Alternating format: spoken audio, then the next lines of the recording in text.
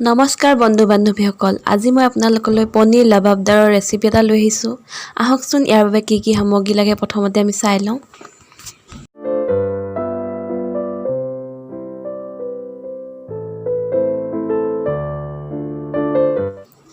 প্ৰথমতে মই এখন গৰম কেৰাহীত 2 চামুচ বাটাৰ লৈছোঁ। আপোনালোকে বাটাৰৰ সলনি তেলো ব্যৱহাৰ কৰিব পাৰে।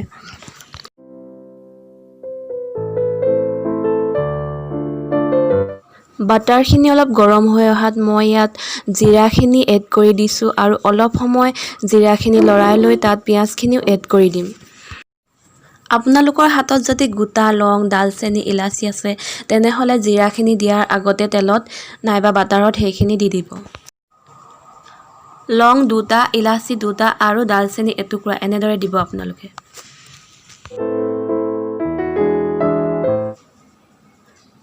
জিৰাখিনি ফুটিবলৈ আৰম্ভ কৰিছে আৰু এতিয়া মই ইয়াত পিঁয়াজখিনি এড কৰি দিছোঁ।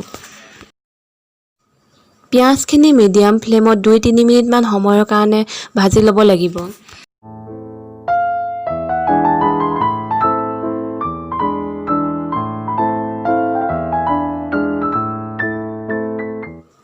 পিঁয়াজখিনি প্ৰায় 3 মিনিট সময় ভজাৰ পিছত মই ইয়াত বিলাহীখিনিও এড কৰি দিছোঁ।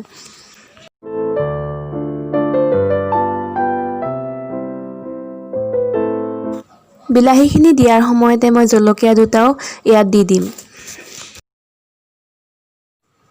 এতিয়া আটাইকেইটা উপকৰণ মই 1 মিনিট সময়ৰ কাৰণে ল' ফ্লেমত পুনৰ ভাজি ল'ম।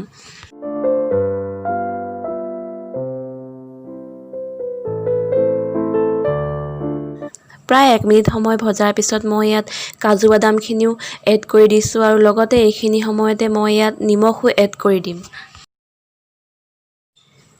এতিয়া মিশ্ৰণখিনি ভালদৰে লৰাই ল'ব লাগিব আৰু তাৰ পিছত প্ৰায় আধা কাপ পানী ইয়াত এড কৰি দিম। পানী দিয়াৰ পিছত সামগ্ৰীখিনি পুনৰ 2 মিনিট সময়ৰ কাৰণে ভাজি ল'ব আৰু তাৰ পিছত গেছটো বন্ধ কৰি 10 মিনিট সময়ৰ কাৰণে ঠাণ্ডা হ'বলৈ দিব।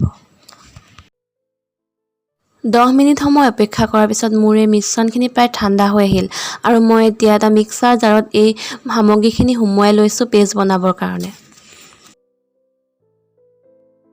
এতিয়া মই এখন গৰম কেৰাহীত পুনৰ 3 চামুচ বাটাৰ লৈছোঁ গ্ৰেভি বনাবৰ কাৰণে।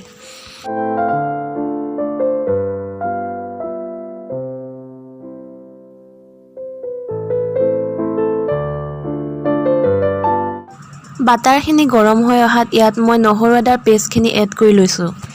যদি আপোনালোকে কালাৰ বিচাৰে তেনেহ'লে এইখিনি সময়তে ৰেড চিলি পাউডাৰ এড কৰি দিব।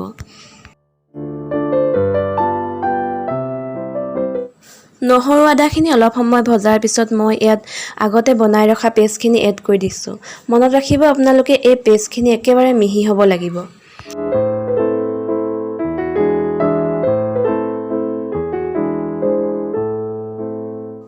এইখিনি সময়তে মই ইয়াত ইলাচি, লং পাউডাৰ আৰু গৰম মছলা পাউডাৰখিনি এড কৰি দিম আৰু লগতে 1 চামুচ চেনিও এড কৰি দিম।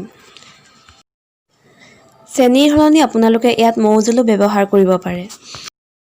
এতিয়া এই মিশ্ৰণখিনিত এটা উতল আহিবলৈ দিব লাগিব আৰু প্ৰায় উতলিবলৈ আৰম্ভ কৰোঁতে আমি ইয়াত সৰু সৰুকৈ পিহি ৰখা পনীৰখিনিও এড কৰি দিম। এতিয়া প্ৰায় 10 মিনিট সময়ৰ কাৰণে ঢাকন লগাই এইখিনি আমি কম জুইত সিজাই ল'ব লাগিব। অৱশ্যে মাজে মাজে এইখিনি আমি লৰাই থাকিব লাগিব।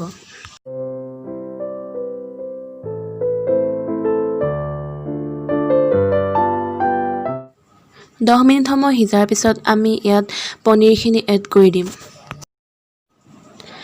পনীৰ দিয়াৰ পিছত এইখিনি বেছি সময় সিজাই থকাৰ প্ৰয়োজন নাই। প্ৰায় 2 মিনিট সময় মিডিয়াম ফ্লেমত এইখিনি সিজাই ল'লেই হ'ব আৰু তাৰ পিছতে আমাৰ পনীৰ লবাবদাৰ খাবৰ কাৰণে ৰেডি হৈ যাব।